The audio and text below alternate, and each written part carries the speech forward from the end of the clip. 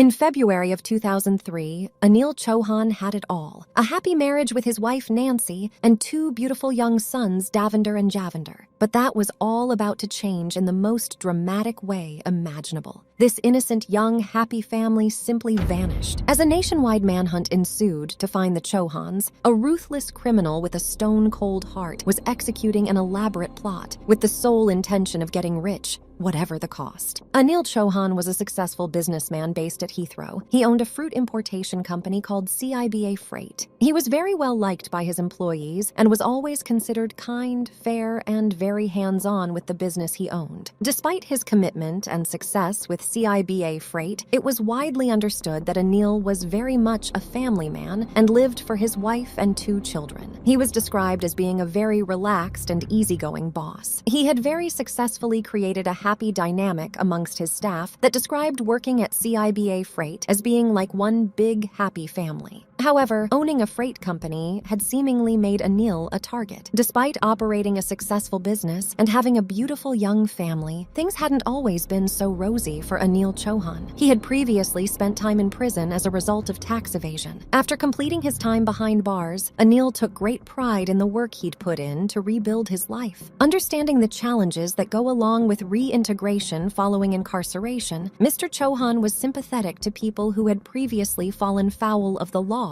and looked to help them get back on their feet where he could. His good nature and trusting outlook were demonstrated in January 2003, when he hired a new driver that had just recently been released from prison. That person was Kenneth Regan. Anil was understanding of Kenneth's situation and was keen to give the ex-convict driver a second chance. However, Kenneth Regan was no ordinary driver. As it turned out, in the late part of the 90s, just 5 years earlier, Regan was a career criminal who was an expert in drug smuggling. So adept was he in his field, he was nicknamed Captain Cash. Regan used to buy up freight businesses in and around the Heathrow area and use them to smuggle drugs in and out of the country. He was well connected with all the major organized crime families around the country and ultimately lived the high life as a result. A London socialite called Belinda Brewin would ultimately be drawn into Regan's web of deceit and crime after meeting him in a trendy London bar. Despite having no significant educational background, she said that Regan presented himself well and was very charming. After a couple of meetings, she said it was evident that the Captain Cash nickname was well earned. He evidently had a lot of money and wore expensive clothes and fancy watches. He would often be seen carrying a briefcase containing nothing but high-denomination notes. Just cold, hard cash. He was the archetypal drug lord. She stated that he became seemingly obsessed with her and ambushed her with constant phone calls and emails. She couldn't help but find the whole thing quite bizarre. But things got even more surprising for her when a friend advised her that he was going around bragging that she was his girlfriend, something that was categorically untrue. Just days after this revelation back in 1998, Kenneth Regan was found with 25 kg of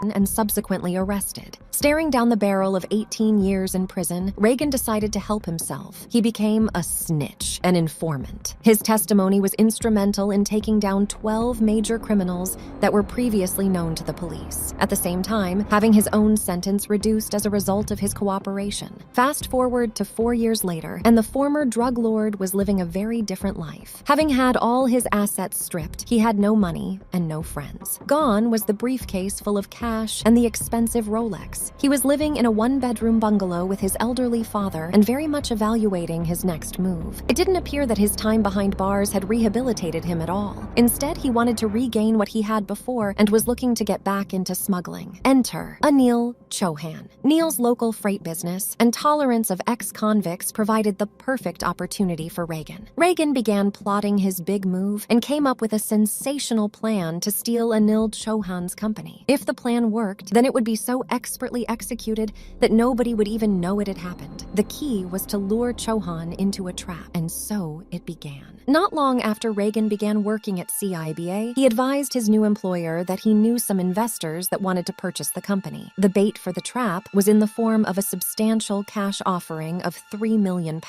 Given that Anil's wife Nancy was keen for him to retire, the sum suggested was enough to tempt Chohan. With his wife desperate to return to their native of India in order to provide a better education for their children, Chohan considered the offer. Meanwhile, Regan began to implement the next phase of his master plan to steal the company. It turns out that CIBA Freight wasn't the only thing that Regan wanted to acquire. In the 4 years that he had been in prison, Belinda Brewin had given up her life and home in Chelsea for a more quiet and rural existence in Devon. Shortly after he was released, he once again got back in touch with her. He left numerous messages on her mobile voicemail claiming to have an important business deal he wanted to propose to her. With a huge countryside house and spiraling bills, Belinda found herself as a single mother to 2 children at an expensive private school, no fixed income, and a developing financial catastrophe. So Regan's call to Brewin was timely, and she was left with no choice but to hear him out. So she called him back. Kenneth Regan told her that he planned to take over CIBA Freight, and as a result, he was looking for a new managing director for the company. Despite the fact that Belinda had no relevant experience, he offered her the job with a £72,000 annual salary on just a 2-day working week, a salary and proposal that she simply couldn't turn down. As a result, the job offer gave Regan the perfect excuse and opportunity to visit Belinda at her remotely isolated Devon home. He would frequently make the long and arduous journey from London to Devon for seemingly the most trivial reasons. Be it signing something or helping him with a form, he made no hesitation to hop in the car and make the long trip to her house. It was a bizarre thing to do when he would spend just 20 minutes there. There was clearly something else at play, and Regan began to take an unusual amount of interest in the remote location of the property and the barren fields that surrounded Belinda's farm. He suggested that he could make significant improvements to her property by building her a drainage ditch, a proposal she had no interest in whatsoever. But there could be no doubt that Regan's sudden desire to develop her property was both misplaced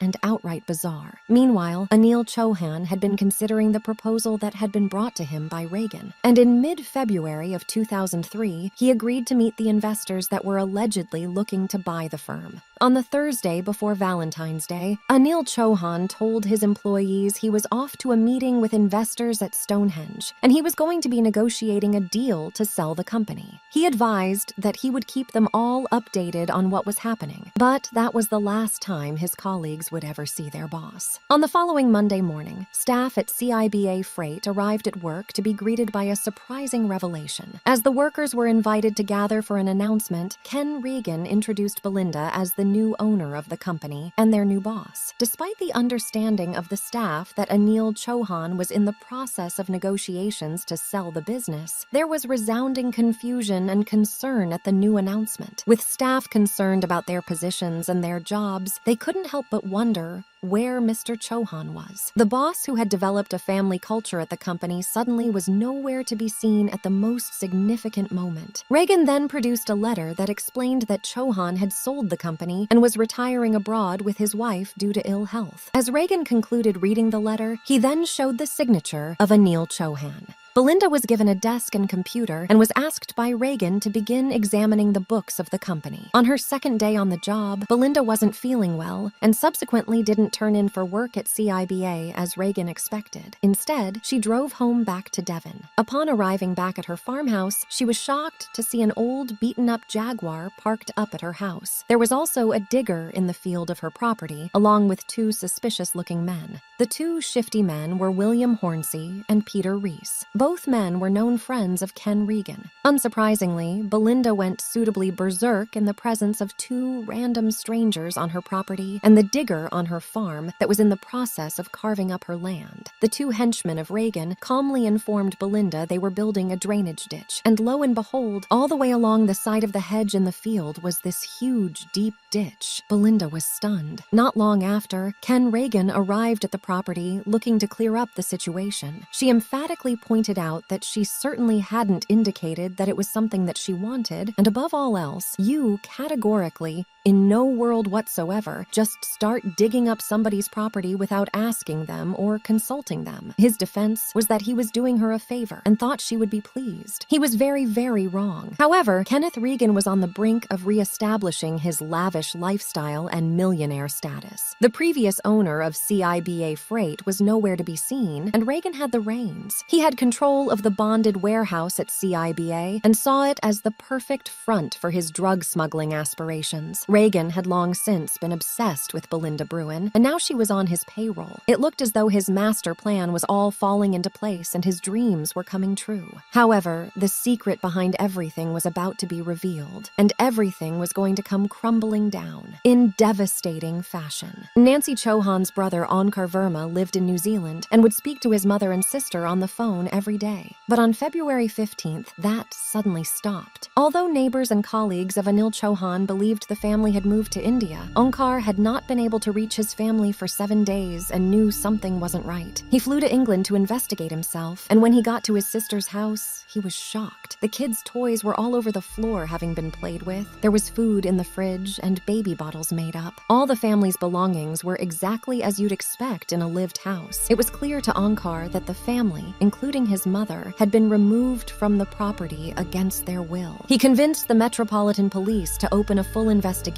The police opened their inquiries by talking to the last person known to have seen Mr. Chohan, Kenneth Regan. Regan suggested that Chohan was an unsavory character and had been trying to sell the business as he had got himself into deep financial trouble and was left with no other option but to disappear. The police didn't buy it and were unconvinced by Regan's story. They were able to track Anil Chohan's phone and Regan's phone to the same meeting point on the day he disappeared before they both traveled down to Devon. Devon, of course, happened to be the home of new CIBA Freight Managing Director Belinda Brewin. Subsequently, the police notified Belinda that they wanted to come and ask some questions. When Regan found out, he was furious and was adamant with Belinda that she shouldn't let the police on her property, bizarrely insisting to her that she meet them elsewhere. In an act of diversion, Regan got one of his henchmen, William Hornsey, to call the police and confess to having recently spoken with Anil Chohan. He said that he'd been asked by Chohan to get him some fake passports as he was on the run. Subsequently, Hornsey told the police that he could deliver Chohan to them at a meeting in Wales. Following this apparent breakthrough, the investigators called Belinda Brewin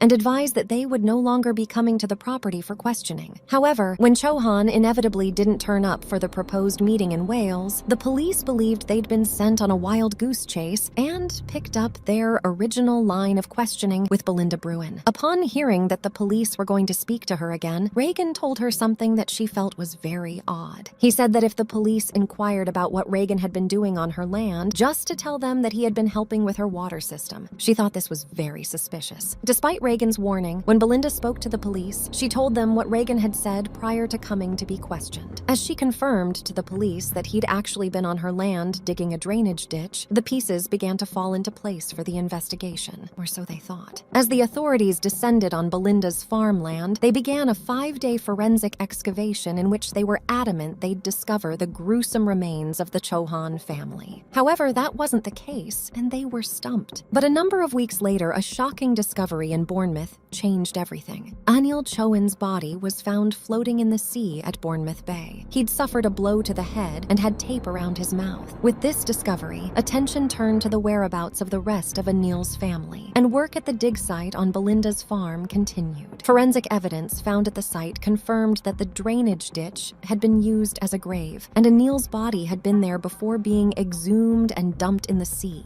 There was also evidence of children's clothing and jewelry that belonged to Nancy Chohan. The hunt was on for prime suspect number 1, Ken Regan. Regan and Hornsey were able to escape to Europe, leaving Peter Rees as the henchman they left behind. After Nancy's body was later found in the water by a fisherman, the walls began closing in. Within 6 weeks, the police had all 3 of Regan, Hornsey, and Rees in custody, and were now seeking the hard evidence they needed to convict them. Rees had told a landlady that Regan was a psycho and had shot all of them, but he wasn't opening up to the investigators. As the police built their case, further details began to appear. The same mobile phone technology that had been used to confirm Anil Chohan and Ken Regan had met on the day of the disappearance was able to unearth something even more telling. The technology was able to track that Anil Chohan had been held at Regan's bungalow and was being guarded by Peter Rees. This is where Chohan was killed. Meanwhile, it's believed the rest of the family were held at another property, where Regan and Hornsey spent considerable time on the day of their disappearance, but the hard evidence needed to tie Regan to the murders was provided by Chohan himself. The clothes that Anil was wearing when he was discovered were reevaluated, and there was a folded bank letter addressed to Ken Regan in Chohan's right sock. The date and address matched the time that Chohan was believed to be held at Regan's bungalow. With his future-looking grave, Anil had put the letter in his sock without detection to give the final damning evidence that Regan had abducted the Chohan family and killed them all. After a highly charged 9-month trial, Reese James was sentenced to 23 years for killing Anil Chohan, while Regan and William Hornsey received 5 consecutive life sentences for the murder of Anil's wife, mother-in-law, and 2 young children. They will never get out of prison. An innocent, happy family met their demise due to the cold, callous greed of one man looking to get rich and regain his former life, a life that will now be spent behind bars until the moment he dies.